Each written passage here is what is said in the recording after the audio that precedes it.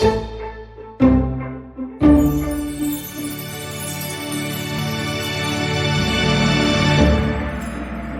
okay. Thank you very much for coming. And thank you, everybody, for coming to this Tuesday talk at the Arthur Conan Doyle Center, where we're in a wonderful position here. We've had so many wonderful talks, and tonight it's Bernardo Kastrup, which is absolutely great. And I'm going to be talking to him, but I think you probably hope, and I think I know, that one of us may do slightly more talking than the other, which would be great. But look, I want to say that we're really very, very lucky. And you know that what I mean by that is that we're lucky to have Bernardo Kastrup because he's leading edge thinker in some things which are very important to us. I do mean that. But I also mean that we're very lucky in another way. And that is that we belong to the generation, roughly speaking, some of you are much younger than I am, we belong to the generation that we do. Because if you think about things spiritual or things paranormal or things transpersonal, as religion began to die at the end of the, sorry, that's a bit unfair, as religion began to decline at the end of the 19th century, some spiritual and other thoughts emerged, William James or the founding of the SPR, the history. And that's been going on ever since, a kind of, initially at least, a kind of reaction against materialism and so on. And people, some philosophers, some scientists, tried to move things forward or get some kind of parity between science, let's say, and philosophy or psychology or whatever. And it didn't look very good. A lot of good scientists were there, but not taken totally seriously. And then things began to change when many of us were either young men and women or shortly before we were born. But it has really begun to change now. And I mean, last week we had Bernard Carr, who is a top astrophysicist and has been president of the SPR and the SMN. We've had Rupert Sheldrake. We've had all sorts of other people who know a great deal. And while being highly intelligent and very scientific and very rational, are perfectly capable of considering non-materialist possibilities. Anyway, okay, so that's my introductory spiel. We are very lucky, and we're lucky to have you, Bernardo. And I mean, I suppose perhaps the best thing would be if I picked up where Bernard Carr left off last week. That's good. He said, if we're in a post-materialist science, then what we need is, in order perhaps eventually to get to some idea of spirit or whatever, we need at least to start with a theory of mind. If consciousness and mind are going to be so important, he said, we need a theory of mind. And to a degree, he suggested one, but you've suggested it several times in your many books. Yeah, but before I even start, thank you guys for having me here. I think you guys are probably the Sherlock Holmes of metaphysics. You're going to unveil and solve the mysteries. So I'll do my part to contribute a little bit to that. When we talk about a theory of something, usually what we mean is that we want to have a reductive explanation for that thing. In other words, we want to explain that thing in terms of something else that is simpler. That is in general one possible meaning for the word theory of something. Another one is that you have a predictive model, that you don't reduce it, you don't know what it is, but you can predict its behavior accurately. When we talk about a theory of mind or a theory of consciousness, if we mean by that we need to reduce mind or reduce consciousness to something that isn't consciousness, then, and that's not what Bernard means, by the way. But if that's what some people mean by a theory of consciousness, that we are looking for a way to reduce it, I think we will always fail because our reduction base is wrong. You see, in science, you can't explain one thing in terms of another forever. At some point, you have to hit what we call a ontological primitive, the simplest thing in nature that exists in and of itself and cannot be explained in terms of anything else.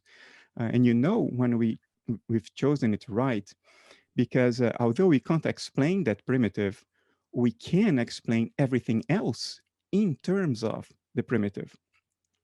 Now, today, some of the popular primitives in science are now the menu of elementary subatomic particles of the Standard Model, or the menu of different quantum fields in quantum field theory, or the brains of M theory and superstring theory. But all of them fail in two senses. one, there is never a single primitive. You always postulate more than one inexplicable thing in nature, which is not very parsimonious. And two, you fail to explain the biggest and sole given datum of existence, which is conscious experience in terms of that primitive. So I think that choice is wrong. I think to get to a so-called theory of consciousness, what we need to do is to put consciousness in the primitive, in our reduction set, and explain everything else in terms of consciousness. And if that's not possible, then we go for the next best. But guess what? I think it's completely possible. To find such a theory. It is entirely possible to explain all data of empirical experience in terms of patterns of excitation of consciousness. Yes, not your consciousness alone, not my consciousness alone, a sort of unbound field of subjectivity underlying all nature, of which we are just dissociated segments. But it is possible to explain the entirety of empirical experience in terms of that extended consciousness, if you will. Well, I mean, you realize, Bernardo, this is wonderful for us, in a sense, as people who are interested in the transpersonal and the spiritual and so on, because it seems that you and Philip Goff and Galen Strawson and other panpsychism and so on is at least beginning to open some doors towards things which Buddhist mystics have said since before the birth of Jesus, since the Buddha, and that a lot of people in our field constantly say today. I mean, there are books by Pim van Lommel or Dean Radin which have words like universal consciousness or continuing consciousness after death in their titles. Yeah, I mean, I feel sort of almost nervous on your behalf. You do know, and of course you do know, but you do know that you're opening a door to what many people still regard as woo-woo. This spiritual stuff that we go in for. I mean, it would be wonderful if we could effect a marriage, but this is a very delicate proposal that you're making. I think it's all about how you articulate your views. If you articulate your views based on the values that are espoused by the mainstream today, meaning, logical consistency, empirical adequacy, conceptual parsimony, you don't want to postulate more things than you need to explain the world. If that's your approach, if that's how you argue, then there is no woo-woo. And I think all but the least serious pseudo scholars acknowledge this. This is not an issue. It is only an issue for people who aren't really interested in studying the possibilities and coming to truth. They are already publicly committed to a certain position, to a certain character, a certain personality type, which is about, attacking and making fun of others. And if you're committed to that, then you may try to shoot holes in what Galen is saying, what I am saying, but it backfires rather quickly. It has backfired, and I'm not saying that to pump me up, and it's not difficult for these things to backfire when the critic is not a real deep thinker or hardly a thinker. It has backfired for a couple of them, and they stepped on some mines they didn't see coming. So today, I sort of get a free pass. Well, I'm very pleased to hear that. I mean, I'm so excited because it feels to me so new, because we've been banging our head against the materialist wall for so long. But it isn't actually that new. I mean, in my own attempts at understanding the history of philosophy, of course, Plato was an idealist, and they say that Hegel was an idealist, and you are now coming round for the third time as an idealist. And I'm sorry to say that though I welcome you with open arms, nonetheless, I did think, after I'd considered idealism, that it was just impossible. And yet, out of the woods, there now emerges this thing which is much more possible than simple realism or simple physicalism. Most people, even intelligent people, so this is not a criticism, this is just an observation about the cultural dynamics we are immersed in, like fish in the water, and don't even notice that this is what's going on. Most people, especially materialists, do not understand what materialism is, entails, or implies. They just do not understand it.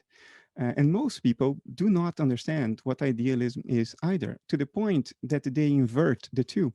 It's very common for someone to say idealism is wrong because reality is not all in your head. Well, it's materialism that says that. It's materialism that says that the world you experience, the colors, the flavors, the aromas, the melodies, that stuff with qualities is produced by your brain inside your skull. There are no colors out there.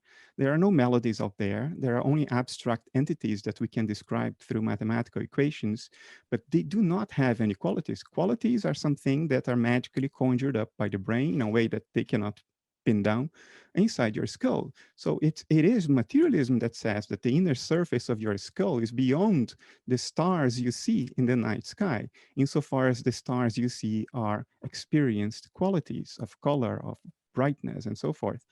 And idealism says precisely the opposite. Idealism says reality is not inside your head. And your mind is not inside your head either. It is your head that is in your mind as an appearance of certain mental processes. Therefore, the real reality is qualitative, and it is indeed outside your head.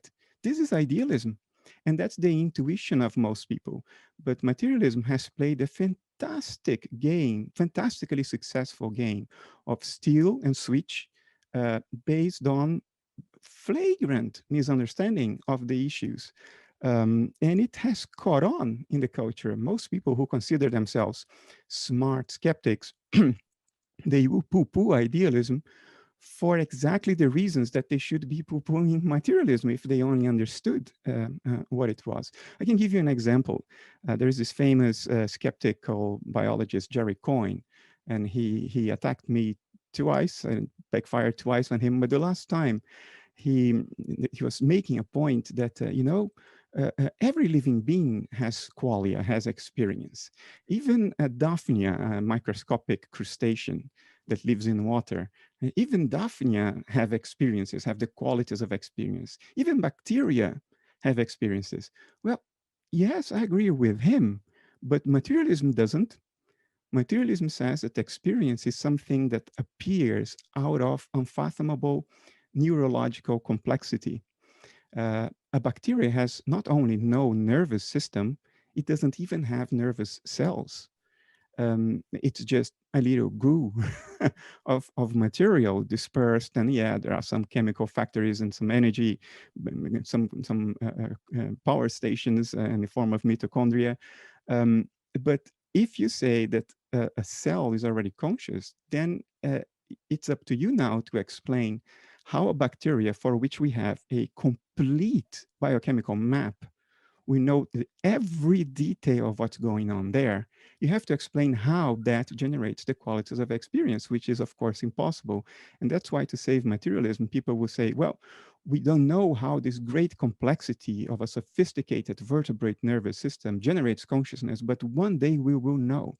It's hiding behind ignorance. It's hiding behind the unknown. But Jerry sort of contradicted that by saying in his mind, bacteria have experience, and he's a materialist. So make sense of that. I mean, materialism is carried on the back of ignorance today. It's the biggest thing it has going for it. It's ignorance. Well, I'm sure that's right. I can think of at least two places where that's quite clearly true. One is the universal ignorance, which I share, of what's really happening in quantum mechanics and quantum physics. I mean, it's extraordinary that 100 years after discovering astonishing truths about the universe, contradicting Newton, contradicting common sense, and universally accepted by very, very intelligent scientists, that quantum physics and quantum mechanics not only haven't penetrated common culture, but are generally either misunderstood or just not known about. Until 2007, at least, perhaps even beyond that, because it takes a while for research results, to get disseminated and read and understood, but at least until 2007, so 80 years after the quantum revolution, over 80 years after the quantum revolution, a mainstream view amongst quantum physicists was still that quantum mechanics was incomplete and therefore wrong in an important sense, because the experiments predicted by quantum mechanics that could prove quantum mechanics to be, in fact, complete and absolutely right. We didn't have the technology to carry out those experiments until the late 70s when we began.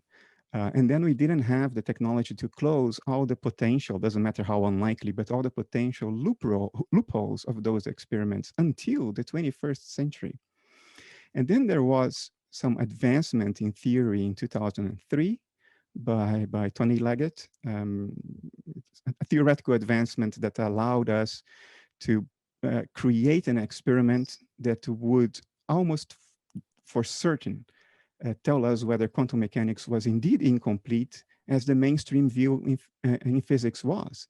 That, you know, the founders, they were just fooled by their own theoretical ambitions, that quantum mechanics was incomplete, and therefore it didn't have those anti-materialist implications that in the popular culture people have discussed since at least the 90s. But guess what?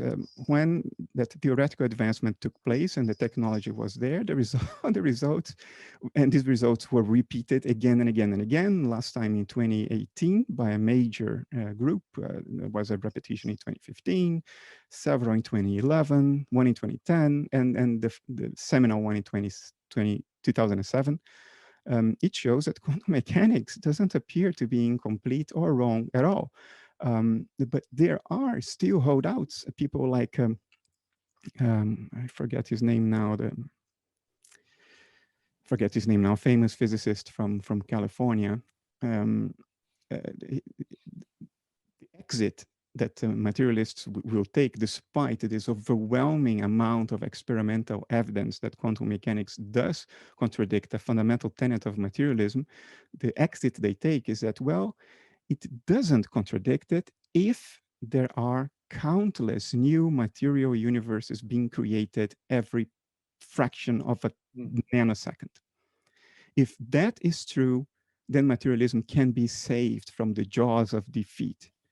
Carroll is his name. And that's what he promotes.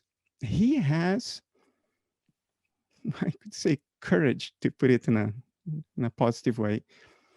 He has the courage to say that it is more likely, not only more likely, but almost certain, that there are infinite material universes being created every femtosecond, and for which we have precisely zero empirical evidence, that this unfathomable speculation, this extraordinarily unlikely hypothesis, I challenge you to find something more unlikely than this. It cannot be conceived by human thought, something more unlikely than this. He conveys this as a near certainty, because the alternative is unthinkable to him, and the alternative is matter is not fundamental. Matter is the way something deeper and more fundamental appears to observation, but it is itself not the world. The world in itself, as it is beyond observation, is not material. It is something else, something deeper. I would say it is mental.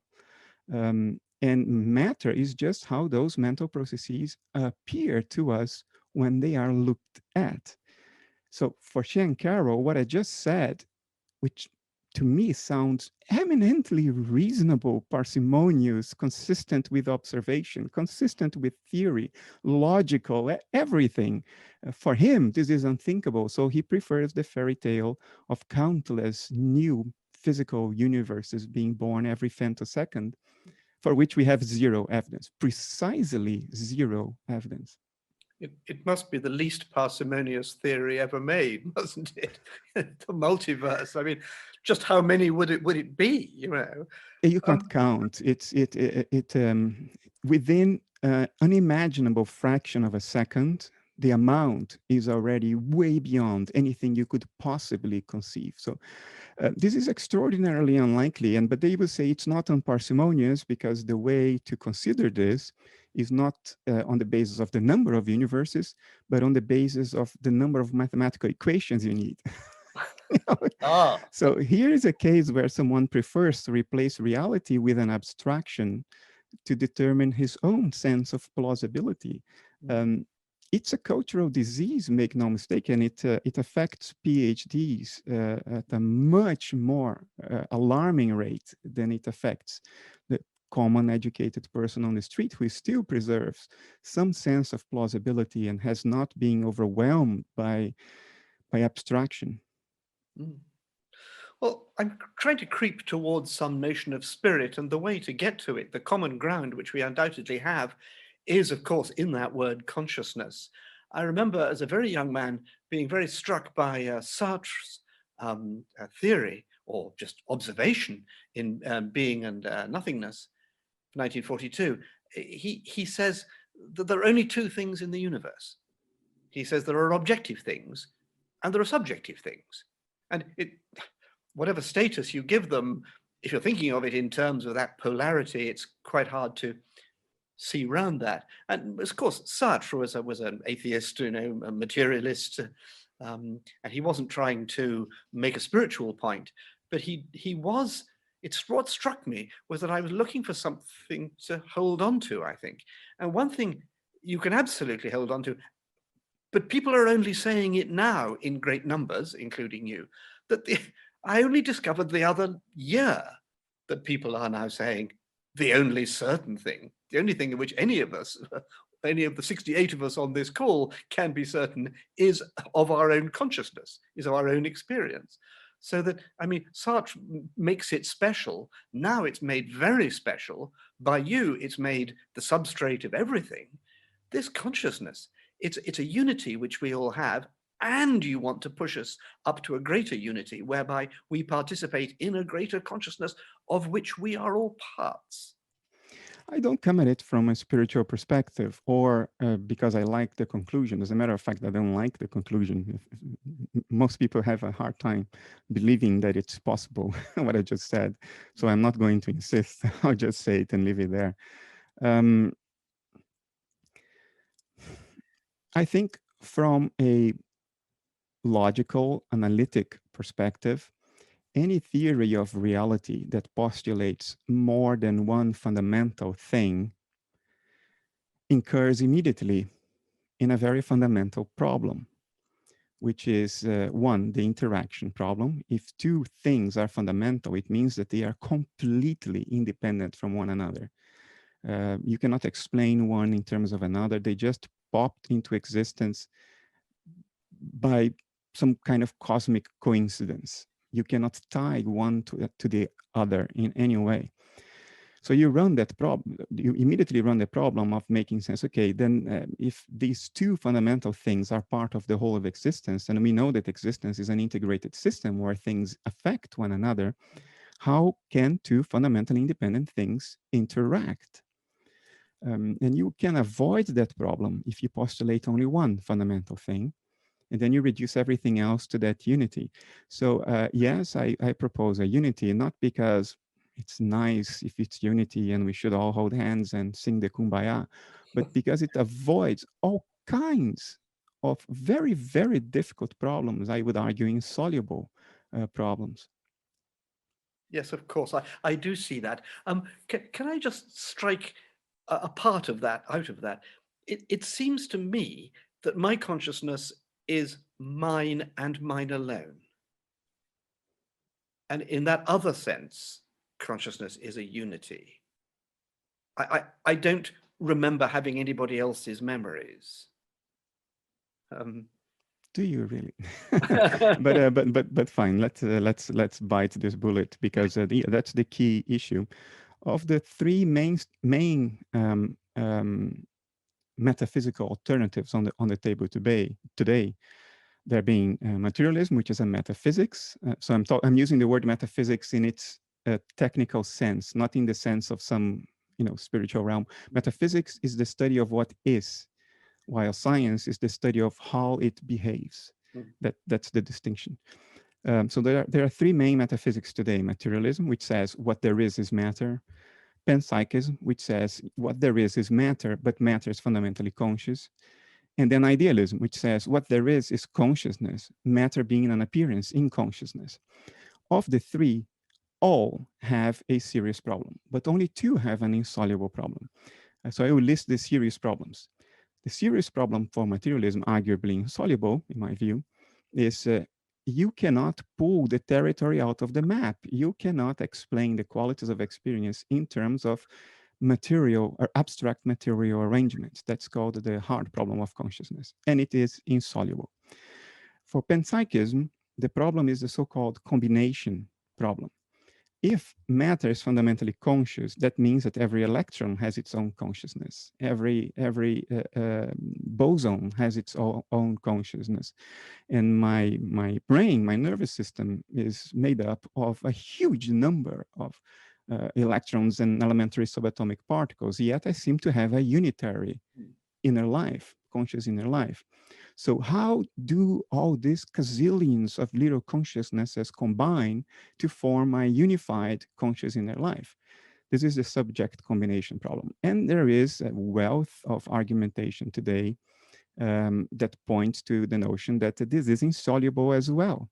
It's as insoluble as the hard problem of consciousness. So you have idealism. There you don't have to combine anything because you start from unity. So there we have the so-called decomposition problem. How can one consciousness seem to be many? How do you make sense of this? That's the difficult problem for idealism. But unlike the other two, we know it is not impossible. We haven't quite solved it analytically yet. We have made a lot of progress through ideas like inferential isolation. But it doesn't matter because nature shows us that it happens, whether we understand how it happens or not.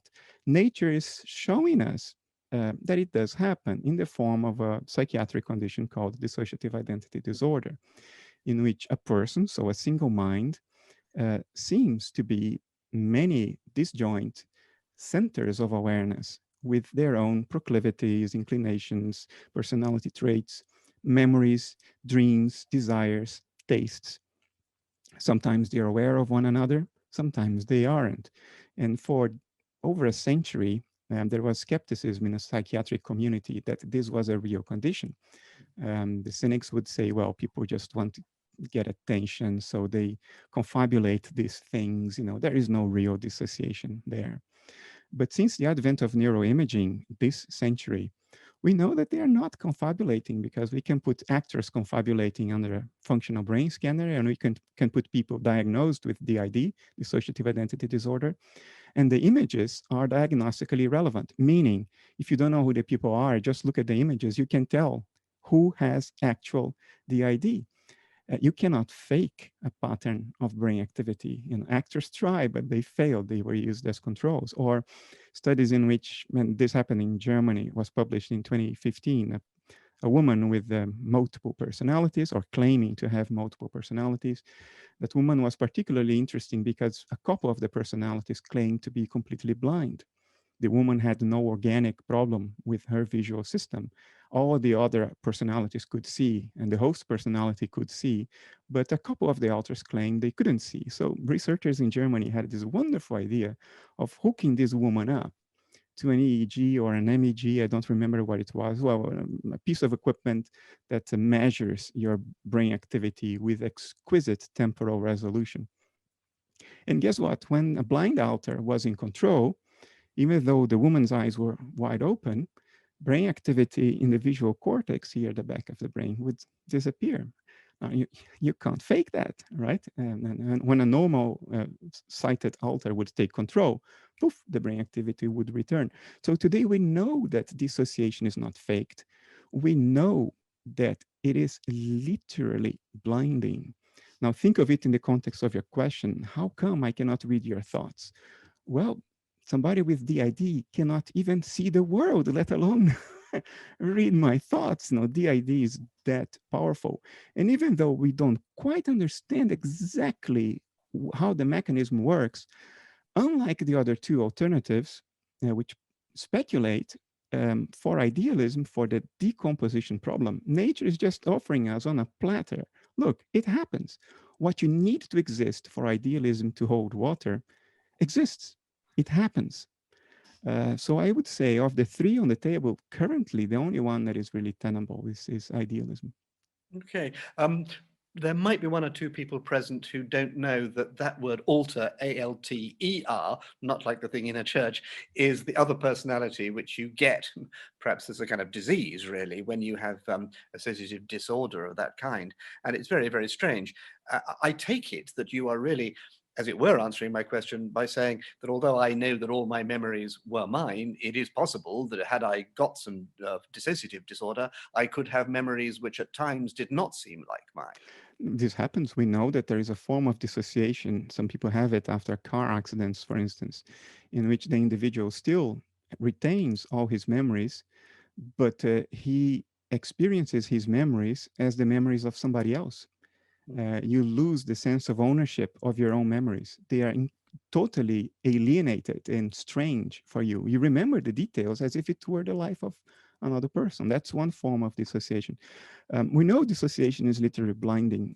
We know that was research done at Harvard, I think, back in the 90s, that people with dissociative identity disorder, when they dream at night, different personalities, different alters, which are dissociated from one another, can experience the same dream and report on the same dream the next day from different perspectives. And they see each other as characters in the dream. 25% of the people studied had this behavior during dreams. So what I would tell you, what I would suggest is that if the universe is being dreamed up by one mind, we are the alters, we are the dissociative segments, and we see each other during the dream. But science is just showing us, look, you have a perfect metaphor for what you want to make sense of. It happens in nature, granted at another scale. But now what we need is extrapolate scale and not infer a fundamental thing for which we have no evidence. The thing is there, all right. We just need to extrapolate the scale. So what I would suggest is that in the same way that researchers can identify specific patterns of brain activity in the brain of an individual with a dissociative identity disorder, they can identify the dissociative processes. There is something those processes look like in a brain scanner. If the universe is one mind, what the dissociative processes look like is you, me, my cat, the bacteria swimming in my toilet. I would maintain that what we call life biology is what dissociation at a universal scale looks like when observed. And we don't need a brain scanner because in this case, we are inside the brain already. We don't need to see through a skull. We are already inside. We are another dissociative process swimming around in that brain. And so I would suggest that this is precisely what life is. It's a dissociative process that happens in nature in the framework of this extended mind. And when observed through our sense organs, those dissociative processes look like what we call metabolism, biology, living beings, and death is the end of that dissociation. Yes, well, I'm going to try and push you a little again towards the place which you, I think, believe in, but don't want to love believing in. And that is, of course, that if I said to someone like Dean Radin, who's written a book called Universal Consciousness, that I had a friend who believed in pretty well universal extended mind, he would say, oh, that's just a synonym for what I think. And that if I said to a Buddhist monk some of the things that you're saying, he would have said, I could have told you that 2,500 years ago. We know. Or if a modern theologian like Neil Donald Walsh, whose conversations with God are so impressive, God is always saying in those books, there's only one of us. We know that I know I am not you at this moment and so on, but nonetheless, at some deep sense, and I'm not really trying to push you into the arms of the Pope, but I am trying to welcome you into that broader world where a lot of the things which you actually use as examples on occasion in your book, Meaning and Absurdity, you use quite a lot of examples, such as the phenomena that occurred when there was a vision of the Blessed Virgin Mary at Fatima or whatever. You use those as things of which we can no longer just say, well, it didn't happen, it wasn't true, it was just a trick of the light, because you want to promote the subjective and you want to make those things, though they are subjective things, be as real as any objective thing. So it's almost as if you kind of need me and Sherlock Holmes and Arthur Conan Doyle and the children of Fatima and the Buddhist monks. You need us to get you over the line into a full picture. I'm not really pushing this as hard as would like to, but I want to make it as coherent as possible for you. I think my ambitions are more modest than you think. But I will acknowledge this unreservedly and without any problem. Nothing I'm saying is new. Exactly zero. I may be using modern metaphors, modern language. I may be using a style of articulation that is eminently Western, post-enlightenment. But the substance, what the words are pointing to, what the arguments are trying to make one see, that's not new.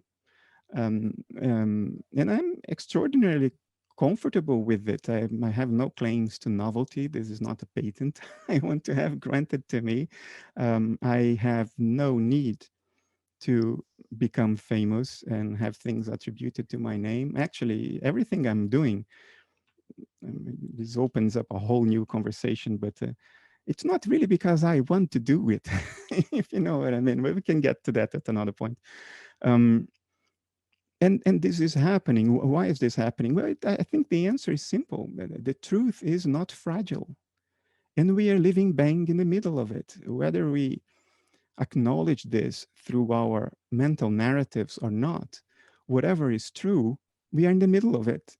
It's a logical necessity. We are trafficking in it. We do commerce in it. We are it.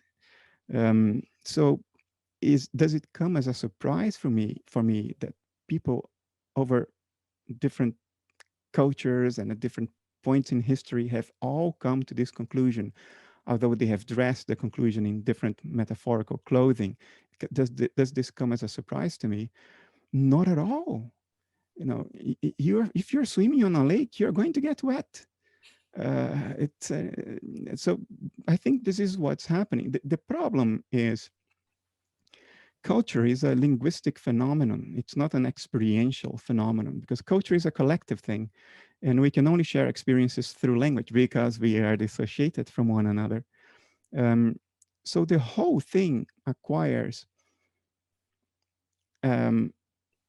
shades of differentiation that are purely linguistic. If you would be able to drill down the words that people are using and get to their inner thinking, to what they are trying to express through those words, I think you would find a surprising amount of agreement amongst the people who have taken the time to introspect, to think this through, to look at the data carefully with an open mind. You would find a surprising degree of agreement. But if you look only at the words, they will all contradict one another. For instance, let me start by telling you that I think Carl Gustav Jung, you know, it's in English, we drop the second name. You would never drop the second name in German. Carl Gustav, not Carl. Jung was a flat-out idealist. And I just published a book making that claim and then substantiating the claim. I noticed that you do rely in your other books to some extent on Jung, and it's almost a kind of revival of Jung, taking him seriously in a way which perhaps he could hardly be taken in his own time. It's rather extraordinary. Hopefully. But at the same time, Jung is famous for his use of the word the unconscious, which linguistically is the denial of consciousness. So if I am the guy saying everything is consciousness, how can I possibly not be contradicted by Jung when he says, well, no, the base level of reality is the unconscious? Guess what? This is merely a linguistic difference, because what Jung called consciousness was not just experience. It was self-reflective, metacognitive experience. Therefore, the base level of mind does not have these higher mental functions. It's only experience. And given that the meaning he attributed to the word unconsciousness, within his references, it was accurate to call the rest of mind, the bottom level of mind, the unconscious, because it's not self-reflective, it's not metacognitive, it's not available to explicit introspection. But it's just a linguistic difference. It's how he defined the terms that has led to this apparent contradiction. You can say the same about Schopenhauer. You can say the same about Kant. With Hegel, it's more difficult because he was the master of obscurantism. It's very hard to pin down exactly what that man was trying to say. It's like he didn't want to be understood. And if you go back in history, I mean, I think it's valid to go all the way back to the pre-Socratics, way before Plato. Go back to Parmenides. And I think a case can be made that Parmenides was an idealist. It's just that he didn't use the words we use today. Even the fact that I use mind and consciousness interchangeably will set me against the entire Neo-Advaita community. For them, mind means thought. Consciousness means awareness. But in the Western tradition, mind also means awareness. You see, so you have this linguistic mess that a lot of scholars and people with PhDs fall victims of and essentially make fools of themselves in their analysis of what others have written because they get the meaning entirely wrong. Right. I think that's a really strong point. When you look at theology, particularly early theology, which no one really takes seriously anymore, you become acutely aware that the differences are merely linguistic differences between the different theologians. And then the same applies later clearly with philosophy. You used a metaphor a few minutes ago about if you swim in the sea, you're going to be wet. Well, in one of your books, I think it's Dreamed Up Reality. Note that title, ladies and gentlemen, Dreamed Up Reality. Can I strongly recommend Bernardo's books? They have several enormous advantages, and one of them is that most of them are very short, which I have to say I really appreciate. But I can understand them and then go and lie down. But you do say in that book that we are swimming in a sea of transcendent experiences and feelings.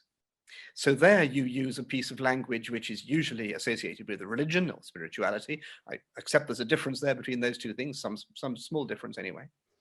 And you are prepared to talk about transcendent experience. And you've already talked about transpersonal experience.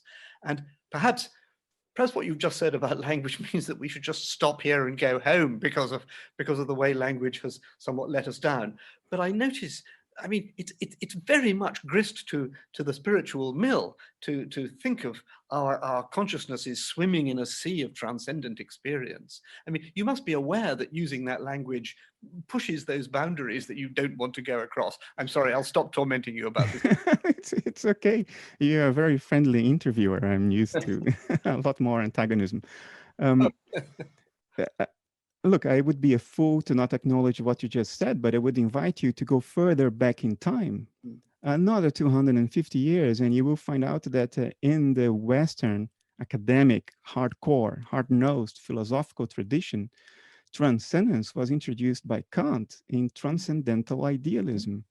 And what the word meant is things that I infer are there, but which I cannot access directly. In that sense, they are transcendent. So there's a whole lot of things there that are transcendent. What happened in the universe at 10 to the power of minus 35 is transcendent because we didn't get there with the LHC at CERN. We didn't get that energy level. So we infer what happened, we can write down the equations. It is transcendent. What happens beyond the event or horizon of a black hole is transcendent. Hardcore science, but it is transcendent. It's not available to direct investigation. In the case of the black hole, beyond the event horizon, not even to indirect empirical investigation. It's only available to theoretical abstraction. So, this is my official line of defense. Having said that, of course, I am aware that the New Thought movement has applied a number of words that were fairly academic and highbrow before the emergence of the New Thought movement. The New Thought movement applied those words and gave those words a certain color that today we would associate with spirituality, New Age. But I invite you to not forget the roots of those words. You know, I have this thing about words. I'm probably the only philosopher alive today who makes a point of using the word idealism, because my colleagues will say cosmopsychism, because it's just cool and it sounds sophisticated and modern and it makes it look like they are innovating. I make a point of not using that word. I think we have a perfectly good word, idealism. That's the word Berkeley used. So I make a point of not surrendering words. Yes. And we have already had to surrender so many words. I mean, and this is not a critique to the LGBT community, what I'm about to say. I consider myself a defender of the LGBT community, but they appropriated the word gay. Gaiety is one of the nicest words in the English language, but it has been appropriated. So I make a tongue-in-cheek point about not surrendering words. So I don't surrender transcendence either. You're going to hold on to transcendence. I'm going to hold on to it. as I know some of this audience already knows, perhaps your most important book, I don't know, The Idea of the World, which has those brilliant essays in it. I mean, it was, well, can you put yourself in my place, or in the place of probably most of the people in this Zoom, that when we found at the end of the book, the afterword by a different author, which is very nice, very refreshing, Edward F. Kelly, Science and Spirituality, an Emerging Vision, very nice little essay about the possible connections. And then you yourself add an appendix, The Idealist View of Consciousness After Death, as though you were in bed with Pim van Lommel, because you're both Dutch, but because you're both interested in consciousness after death. I mean, it's quite hard for us not to go, whoopee, you know? I mean, I'm trying not to. But would you like to comment on that? I think the worst thing that has ever happened to spirituality is the word spirituality, because it seems to carve out a distinction from reality. I am interested in reality. I am interested in what is the case, what is real, what exists, what is unfolding, whether I can access it directly or not. And I am completely open, not only open, I would defend the idea on the basis of reason that it is extraordinarily unlikely, to the point of being a virtual certainty, that what we see is not the whole story, because we are monkeys that have evolved on a peripheral planet of a peripheral solar system in a typical galaxy. And our our sensory apparatus, our perceptual apparatus, sensorium, yeah. Our sensorium didn't evolve to unveil everything that is salient and relevant about the nature of reality. Our sense organs have evolved to get us to survive. That was the point. You see what can threaten you. What will never threaten you, you ignore. It's spurious data that will just clog your data processing centers. It will be filtered out. That's how, and recently we had a theorem proven by a member of the team of the University of California, Professor Donald Hoffman, has proven this theorem that evolution will drive away from truth. Evolution drives to survival. And if you are to survive, our sense organs will not evolve to unveil reality as it is, because it's not efficient. You will not survive that way. There is another work, I forgot his name, a very famous neuroscientist and a mathematician working in London. And he has shown that if we are to represent in our inner states the states of the world out there, in other words, if we are to perceive what's going on, then that inner representation of what is outside needs per force to be encoded. Otherwise, we would dissolve into an entropic soup. And this has been shown mathematically as well. So there are multiple avenues of studies showing us that perception is not only incomplete, it doesn't tell us the whole story about what is the case out there. It is also distortive. it doesn't optimize for truth, it optimizes for survival.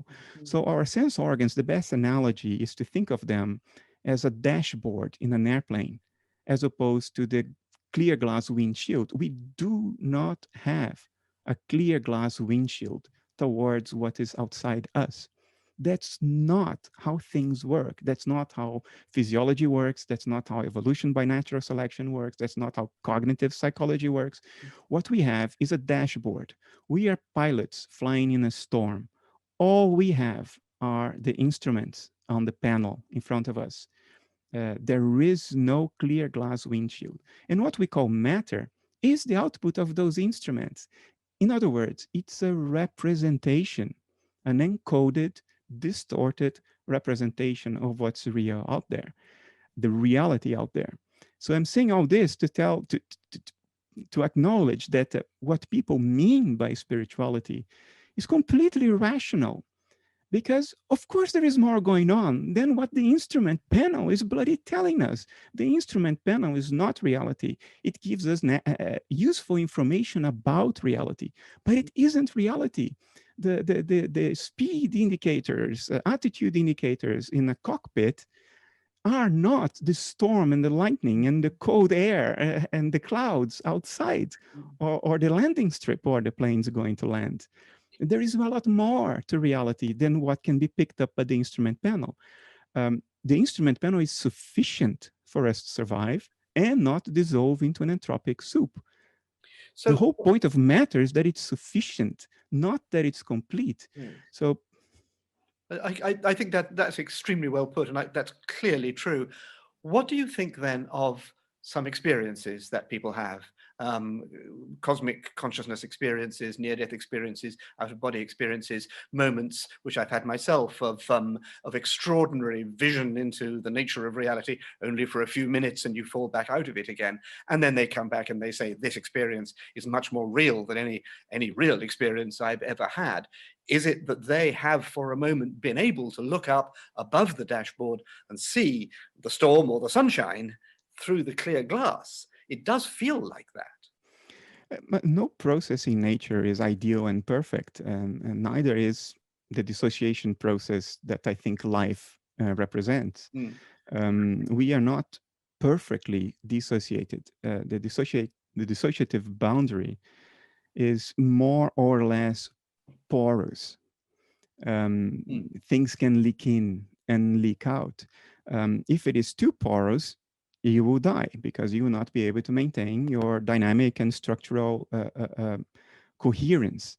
You would, because of the second law of thermodynamics. There is a scientific way to explain that if the dissociative boundary is too porous, there is too much traffic of information, we are not able to maintain our structural integrity, because there would be too high a dispersion of our inner states, since the states of the world outside are way more dispersed than our inner states. So there is a very good physiological reason why, if the boundary is too porous, we die. But what do you think happens when somebody has a near-death experience? The boundary becomes too porous. That's why it's a near-death experience. But somehow it's still caught in time to reconstitute itself. So I think there are situations, for instance, the use of psychedelics, which we now know only reduce brain activity. They do not increase brain activity anywhere. They only significantly reduce brain activity, although experience goes through the roof, your brain goes to sleep. Psychedelics, I think their effect is precisely to impair the dissociative process, to impair the dissociative boundary, such that there is more commerce. Now you are less dissociated. Things rush in that you would not normally be able to access.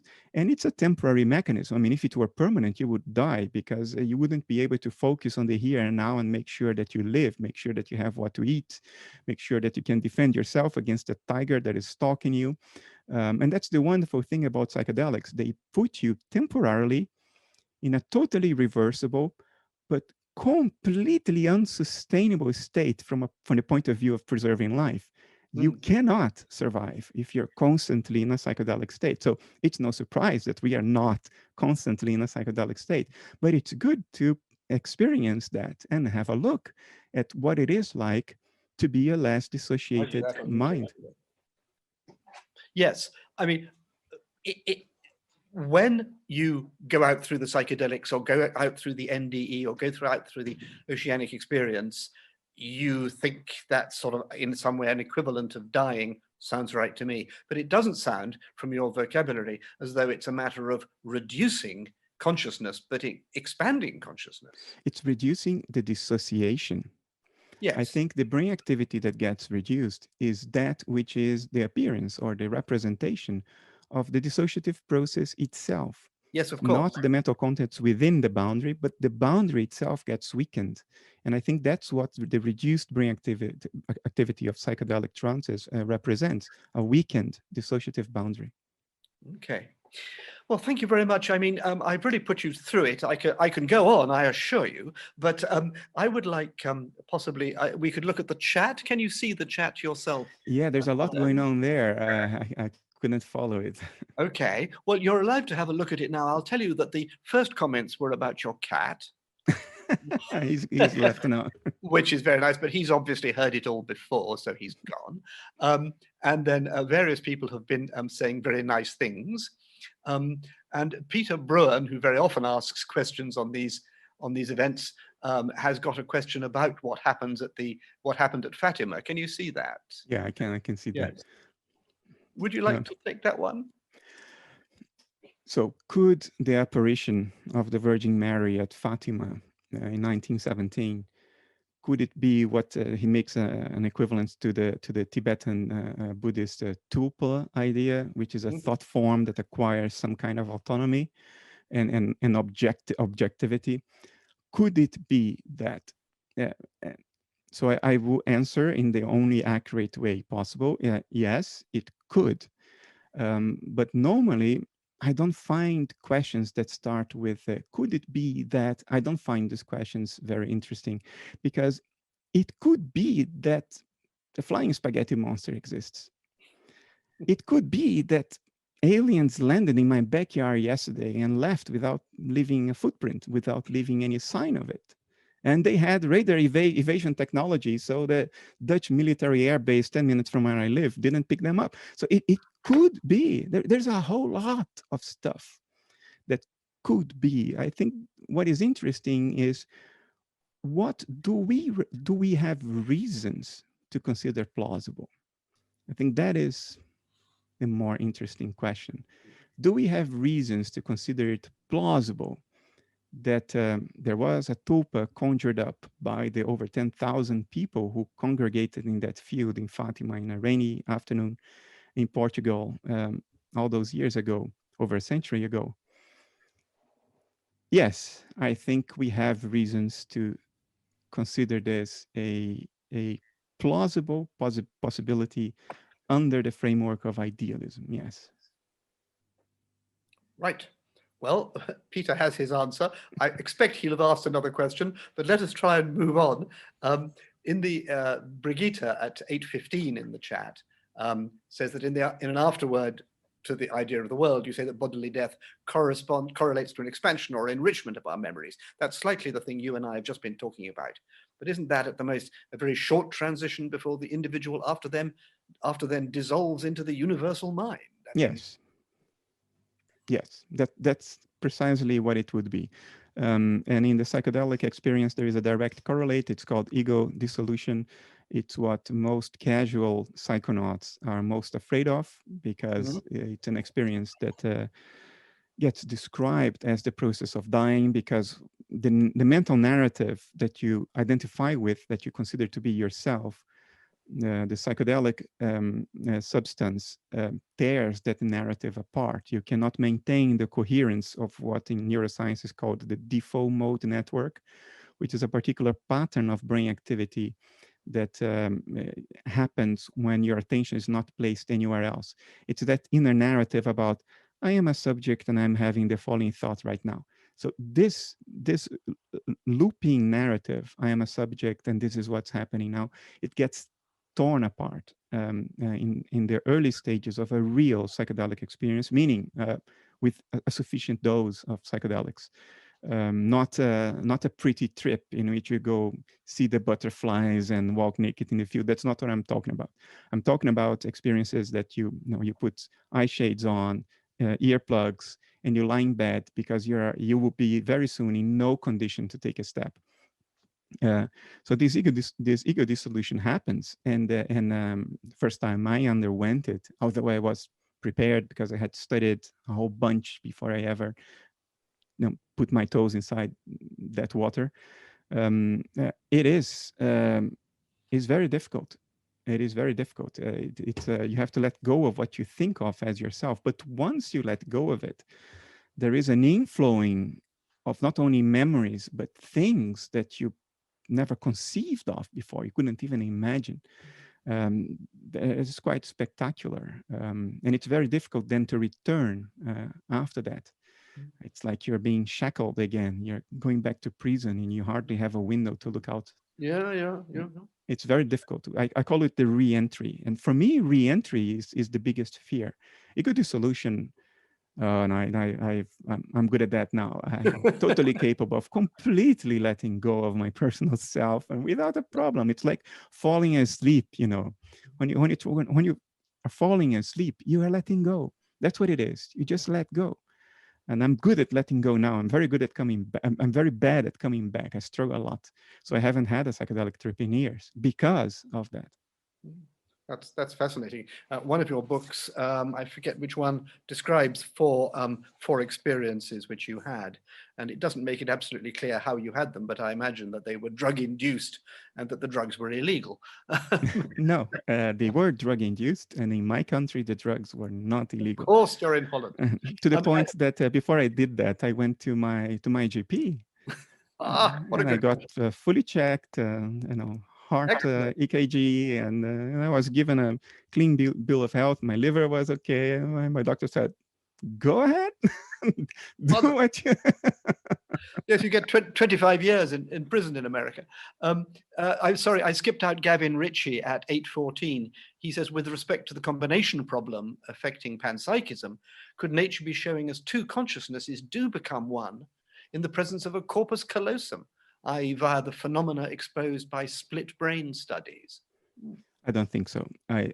Evidence from split brain studies has been contradicted more or less recently.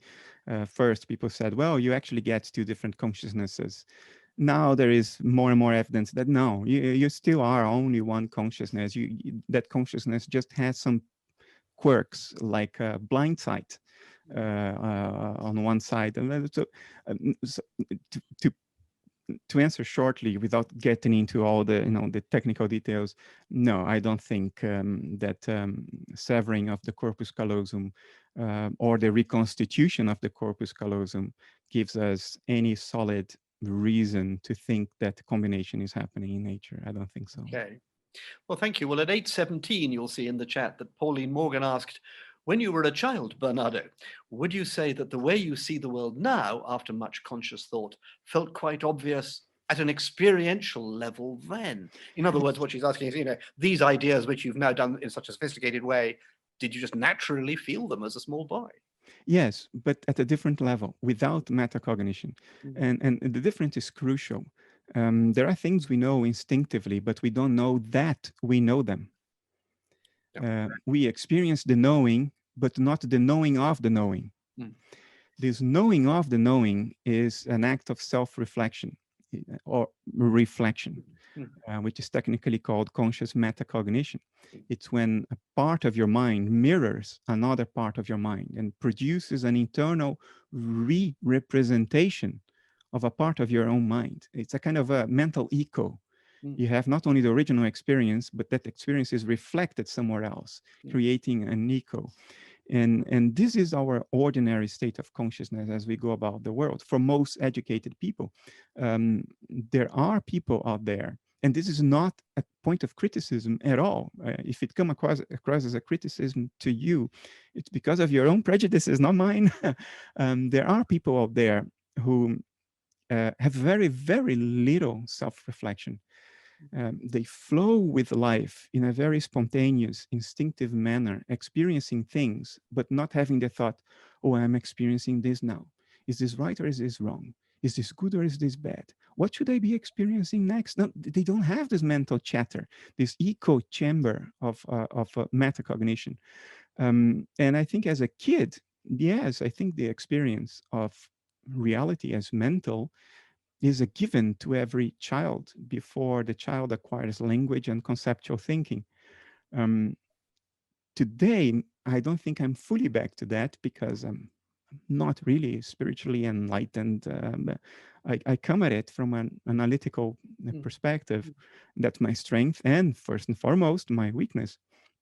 So I haven't yet completely recovered that spontaneous, natural state of experiencing without the knowing of the experience.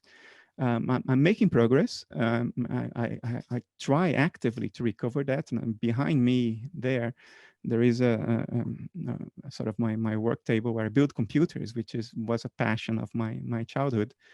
I'm a computer engineer by education as well, not only a philosopher. So I'm slowly trying to recover that and interacting with nature, going to the mountains, which is something I did regularly as a kid. So I try to do it regularly now as much as I can, although I live in a very flat country. Now I go down to Switzerland and Austria. But what I have now that I didn't have then was this metacognitive capacity. Now I experience the world as mental, but I know it. In addition to experiencing it, I know it. I know that I experience. So I am now conscious in the Jungian sense, not in the phenomenal sense only, but also in the Jungian sense. For Jung, consciousness is that which is accessible explicitly through introspection. In other words, through metacognition, introspection is reflection. And that I have now. And I think that is important because nature seems to be investing a whole lot over the past 3.5 billion years to get a species to this point. Unfathomable suffering that cannot nearly be conceived of, imagined, has been invested in getting something to this point. There is a lot invested in it. There's a lot of risk being taken for the benefit of it. I mean, it is because of self-reflection that we are entirely capable of exterminating ourselves and the rest of the planet along with us today, and have been able to do that since at least the 1950s, and have been on the edge of doing this many times. And we may have crossed the boundary already. It's just that it's slow death now, not death by nuclear incineration. Now it's some kind of slow sweat lodge death. So not only a lot of suffering has been invested, a lot of risk is being taken to get the species to this point. And I think this is a sign we should heed. That's not wasted, because whatever the meaning of this game might be, it seems to have to do with this capacity for self-reflection. I'm interested. I mean, I'm really not pushing it again, but I just noticed that religious people would often say that human consciousness is, as it were, nature, the universe, God, looking back at themselves, being able to reflect on themselves. Sure. I mean, the whole story of the first chapter of the Bible, that's the story of the fall. And what is the fall? It's when Adam and Eve knew that they were naked. That's the fall, is the rise of self-reflection. And why is it so bad? Because you only suffer if you self-reflect. You only suffer when you go like, I'm not experiencing what I want to experience. I actually don't like what I'm experiencing. No, even better, I don't like what I think I will experience. That's the winner. That's the one that really destroys us. So we pay a huge price for it. What we are now, yes. Yeah. You might be able to answer this with your Dutch nationality. Can you say a word about the ontological reality of the creatures that regularly intrude during an MDA experience or DMT experience or DMA or whatever it is, these drugs anyway? I mean, creatures appear. From a Jungian perspective, the so-called collective unconscious, which is not unconscious at all in the phenomenal sense, it just lacks this metacognitive ability. The collective unconscious, which is the base level of reality for Jung, its mental processes can partly dissociate and acquire a certain degree of autonomy, not as much as we as living beings, but a partial degree of dissociated autonomy. Jung called these daimons. They have something to do with the tulpas, if you want to use those metaphors, but they are partly autonomous, partly dissociated mental processes in the ocean of the collective unconscious, within which we too are daimons, but fully dissociated and much more autonomous. So much so that we even forget that we are in that ocean at all times. We think we are not. So from a Jungian perspective, those entities could be interpreted as daimons. So I'll give you this opening, but I also emphasize that there are two possibilities here. If I close my eyes now and I think of a pink elephant, that pink elephant exists as an image in my mind, but I don't think there is anything it is like to be the pink elephant. In other words, the pink elephant that I just imagined is pure appearance. It has no being in itself. It only exists as an image I conjured up in my mind. There is nothing it is like to be the pink elephant. There is only something it is like to be me imagining the pink elephant. And in a situation like this, the entities are just your imagination. They are just images your mind conjures up in order to talk to itself. I think most dreams, at least the vast majority of dreams, the entities we see in the dream are not daimons, are not tulpas. There is nothing it is like to be them. It is just our mind talking to itself through symbols, producing symbols in order to confer with itself. But the non-metacognitive part of our minds has no language. It cannot write, it cannot speak. All it can do is to produce symbology, evocative symbols.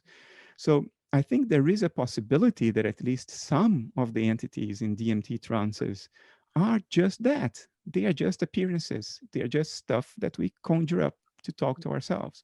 It may be that some also are daimons, tulpas, that there is something it is like to be them, that they're real entities interacting with you. I don't know how to differentiate one from the other. But there are regularities, aren't there? I mean, so we had David Luke, I don't know whether you know him. I know him. From Greenwich, giving a talk a few weeks ago, and he had some lot of very good slides, and it was a wonderful talk. He was so lucid, but it did involve snakes and eyes and the constantly recurring images which seem to assault people, including himself, taking perfectly legally DMT for experimental purposes. That's ayahuasca. Ayahuasca will produce the snake images. DMT in its crystallized form would not. Okay. Yes, you're the expert, but the point is, it's not just random. No, but symbols are not just random. We are all humans. We share a whole lot of problems, neuroses, unfulfilled archetypes, precisely. So I don't think it is a big surprise that the symbology our minds produce are consistent. For instance, we all dream of being caught naked in public. We all dream of being in collective public transportation, in a bus or in an airplane, going somewhere with others. Dream dictionaries have been produced. So fantastic is the consistency of symbology. So I wouldn't take that as conclusive evidence that we are dealing with autonomous entities here, as opposed to our own phantasmagoria that we project ourselves. But because Jung took seriously the possibility that there are such things, there are autonomous entities in the collective unconscious, because he took it seriously, I take it seriously. And why am I deferring to him? Because he had clinical experience and I don't. He has talked to a whole lot of people. He was sitting on a pile of data that I don't have. So my openness to this has to do with him, not with me. My personal tendency is to dismiss it as just our own phantasmagoria. That's my personal prejudice. But I rationally take it seriously because of Jung. No, that's very interesting. I mean, we do see the same thing, and sometimes more than one person sees the same thing at the same time in various spiritual or transcendental states. But You know, I think what is more relevant in this case, because I have experience with this, psychonauts, trippers, however you want to call them. I did it as research, but anyway, um, if we use certain words with people who have never tripped, it will have no meaning to them. They will ask you to describe it more, to specify it in more detail, because they can't figure out what you mean. So if I say the dome, it will mean very little for you. But if I say the dome to another tripper, we all know what it is. We have all been there. We would describe it in very consistent ways.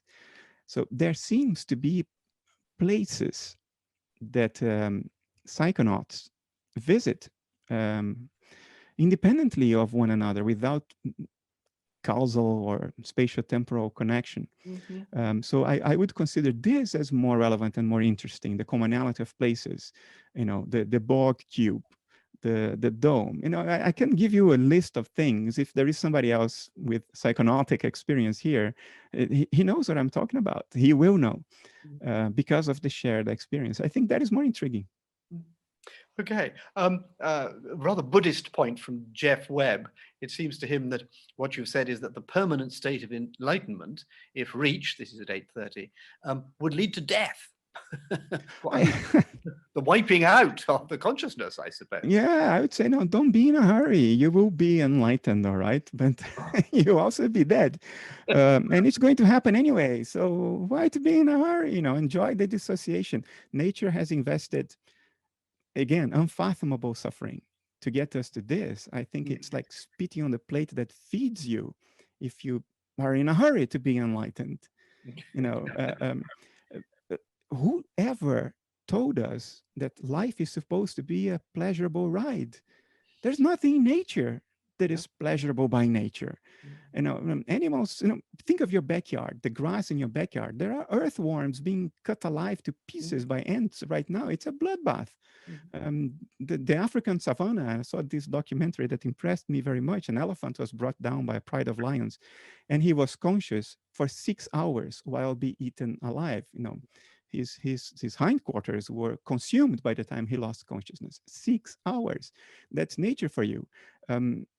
I don't think God really knows what he's doing, if you know what I mean. We are the spies that are supposed to provide the answers. And the suffering and investment entailed in this is mind-boggling. So don't be in a hurry to pull the plug on this, because you would be invalidating an investment you can't even begin to imagine. I think our moral responsibility, as much suffering as this may entail, our moral responsibility is to see it through. Well, thank you very much. Okay. Well, we've got time for a couple more questions, if you can bear it. Sure, no problem. Normally finish at 9. Gavin Ritchie has a practical question. If reality is mental rather than material, should that prompt us to change how we practice science or indeed everyday life? I think science is metaphysics agnostic if practiced in an ideal sense, because science is the study of nature's behavior. It does not need to make statements about what nature is or might be or cannot be in order to be practiced. We can produce our predictive models about nature behavior very, very efficiently without any metaphysical or philosophical commitment of any kind whatsoever. I think science would benefit if it actually were practiced in this way. But we are humans, and science is done by humans. It's very difficult for a human to go about his work every day without a working hypothesis about the nature of that thing he's doing. To focus only on behavior and to be agnostic about what that thing is, it's very difficult for us psychologically. So scientists, not science, scientists make unexamined metaphysical assumptions. And that, I think, is limiting to science, because it creates prejudices about what is plausible or not plausible that may prevent the investigation of certain avenues of research that could be very promising, but they are not looked at because our prejudice, our unexamined working hypothesis about what nature is, informs us very subtly that you don't need to go there because it cannot produce any fruitful result based on an unexamined postulate about what reality is, which is not scientific at all. Yes, I understand that. Well, a couple more things here, just and then we'll finish.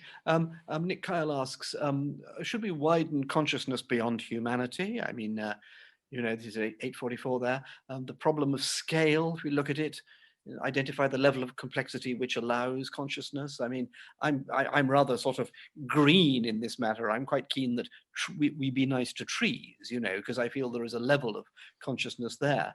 Or is it just that you're an idealist and you think consciousness is underneath everything and that's it? I think consciousness is the ontological primitive. It's what underlies everything. Everything happens within consciousness as patterns of excitation of consciousness. But I think the spirit of the question is this cell phone conscious in and of itself in the same way that I am conscious in and of myself? In other words, in technical terms now, does this cell phone correspond to a dissociated personality of universal consciousness?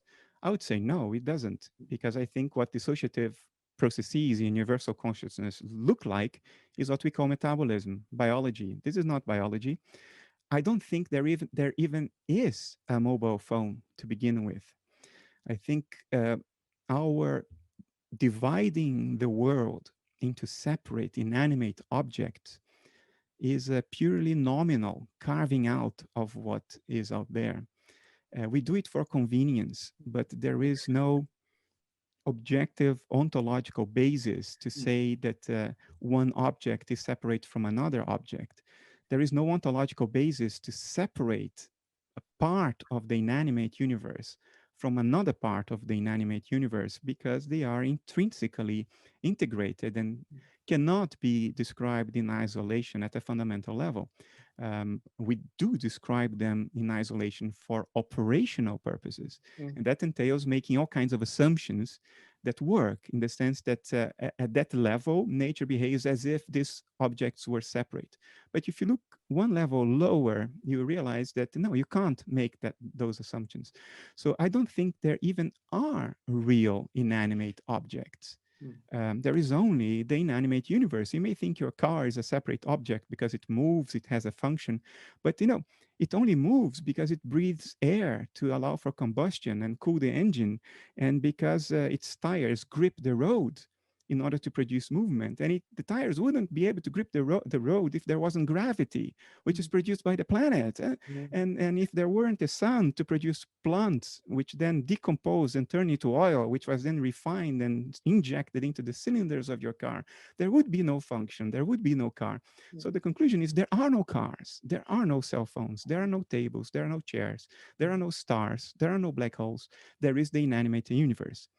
But there is me, you, my cat, the bacteria swimming in my toilet, because those indeed are the appearance of dissociated alters of universal consciousness. That I think that's absolutely fantastic.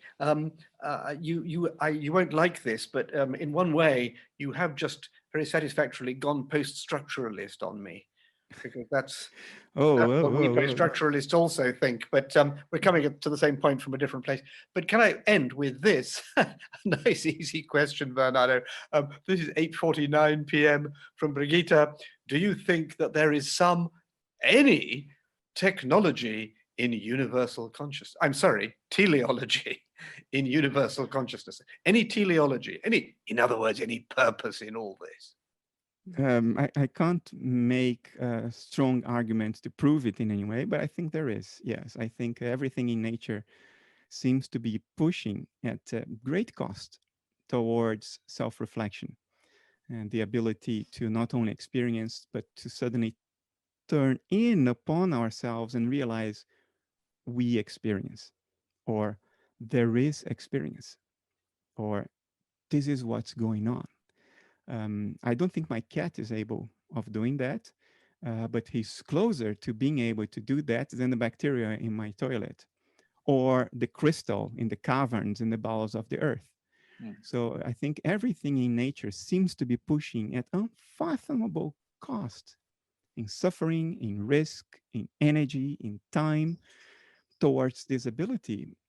So if anything, the universal telos might have something to do with God becoming cognizant of itself. Well, that's a very generous way of ending, Bernard. That's the way I was going. People are beginning to say thank you very much for a very enlightening talk. My pleasure. Thank you all. In my thinking about you talking about suffering, I wonder if you've read, you probably have, H.G. Wells' The Island of Dr. Moreau. No, That I horrible have short not. story. Don't read it, anybody. Instead, I strongly recommend that you read Bernardo's books, which are absolutely fascinating. And Thank you, sir. you have to have a certain amount of intelligence to read them, but then we all have that or we wouldn't be here. So everybody's saying thank you very much and that they'd enjoyed it. We have somebody marvelous talking next week whose name I can't remember. Scott, can you remind me who's talking next week? Stephen Critchley. Oh, that's right. Yes, it'll be somebody else chairing Stephen Critchley next week. That will be good. And well, thank you, ladies and gentlemen, for being here. We're getting up to 9 o'clock. I'm glad you've enjoyed it, and we'll see you next week. Bernardo, thank you very much indeed. We'll make the Thanks very much. traditional gestures, shall we? If you're My cat says goodbye. That's marvelous. Thank you very much indeed. Bye-bye.